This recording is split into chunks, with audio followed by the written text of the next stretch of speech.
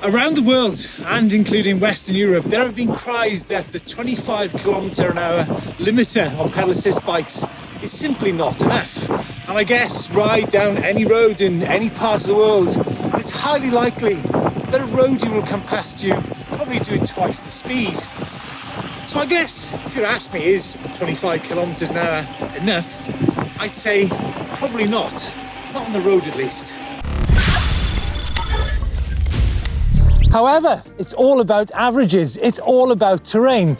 Now, on the flat, the average rider can probably pedal about 15 miles per hour for an hour. A fitter rider, probably 22 miles per hour. And the peloton, well, they tick over at about 30 miles per hour or more, without potholes, obviously.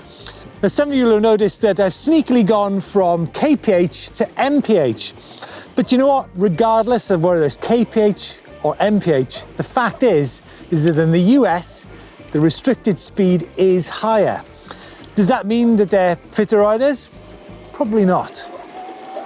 But folks, look, this probably isn't helping me or you or any of us with our EMTBs. But what I will say is that regardless of any restrictions, if I was commuting, I would probably be using a non-e-bike.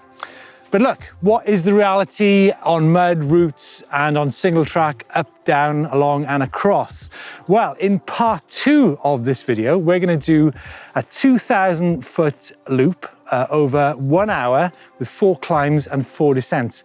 So don't forget to tune into that for the different angle on this particular head-to-head video. So to answer the question then, how much are we being held back by rules and regulations?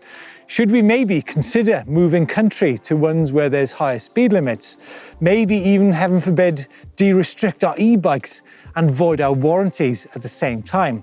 Now, as I mentioned a minute ago, in the next installment, we'll be doing the off-road version to answer that question. But first of all, we're going to be doing the road version of this head-to-head.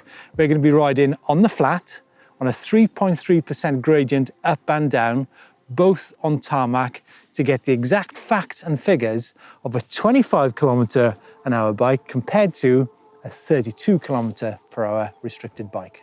Now, the 2 bikes we have in our head-to-head today. First of all, my beautiful Canyon Spectralon 29-27.5, 150mm travel and Shimano EP8 motor.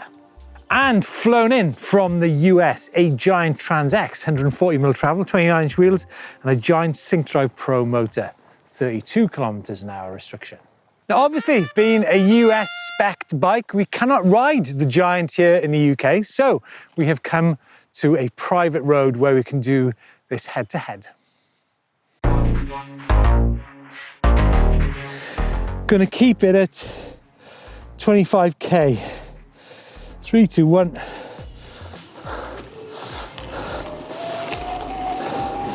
Okay, so I'm up to 25 already. So on the flat, 24, 25. Just trying to keep that at 25k. Anything over that's going to be on my own power, so critical to this head-to-head. Okay, we get the end of the first run. 50 seconds for the 25k bike. Okay folks, we're now on the Giant bike, 35k, private road, and we're gonna go 3, 2, 1, and we're away. Oh, crikey, the acceleration's ridiculous. It's just, oh my God, it's ludicrous. It's absolutely ludicrous. The acceleration is so fast. And you can just keep on pedaling. I'm just gonna smash the time. I'm just gonna absolutely smash it. Just keeping going. Oh, I'm gonna put 15. Okay, 10 seconds. So just put 10 seconds on the time of the 25k bike. Wow, that is crazy. Okay, we are now on our 3-degree incline, and just as I'm about to leave, have a look how fast it takes to get to the 25 km/h buffer zone. So 3, 2, 1, and we're away. Oh, so there you go, immediately I'm at 25 k's. Give you a look there.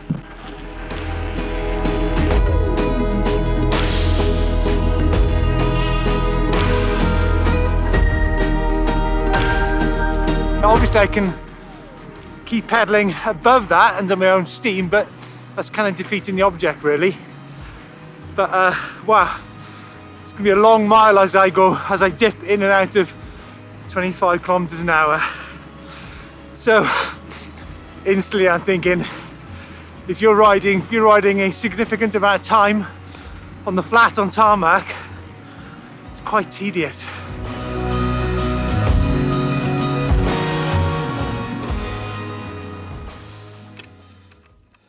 Run one there on the 25k bike. 4:01.86.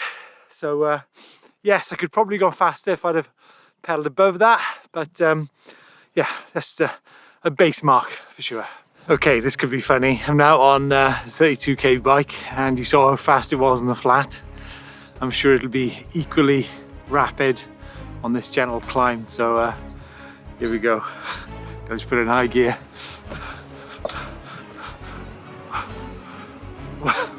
Wow, it just goes. It just goes. Oh my God. You can just keep pedaling even on the gentle gradient. What's quite interesting is that it's actually quite hard work to sustain anything over 30. It's actually harder because you get sucked into the tempo. So good. Okay folks, so I've just done the 1 mile, 3.3% gradient on the non-restricted bike, and I have to say that my first impressions are the physicality is actually pretty much identical because you get sucked in to the fact that you can pedal at a certain speed. So in that respect, there's no difference. However, when you look at the times, the 25k restricted bike did a 4:01. On this bike, it was 3 minutes and 9. So a significant amount of time difference there. And time's coming back downhill. Remember, 3.3% gradient in the opposite direction. Far closer, I have to say. We looked at 3 minutes and 1, I think, on the 25k bike. On the 35 bike, actually 2:50, so only 10 seconds difference in the downhill there. So quite interesting. But what I want to do now is actually see how Didi actually puts his time in on the climb. So over to Louis.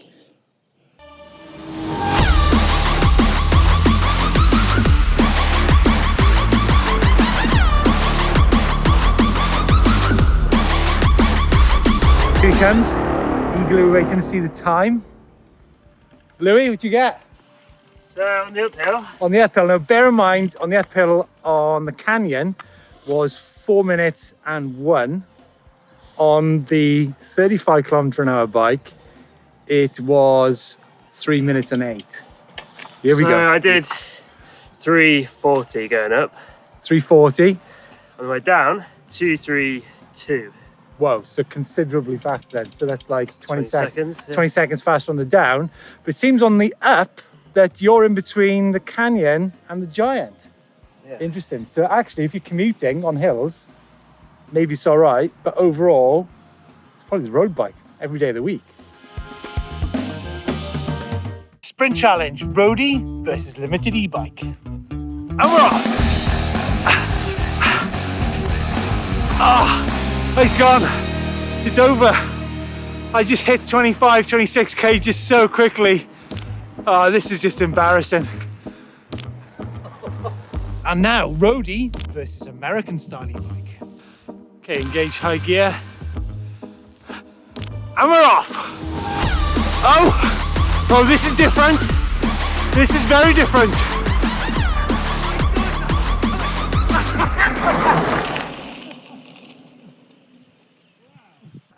Wow, what an interesting day. I think we proved that on the flat, on tarmac, that the road bike fully eclipsed both the 25k bike and the 32k bike. However, when it came to a slight gradient, only 3.3%, we found that the 32k bike did have an advantage over the road bike, but only slightly. I think the most important comparison though was when we had the 25 versus the 32 on that slight gradient, and there was almost a minute advantage on this bike.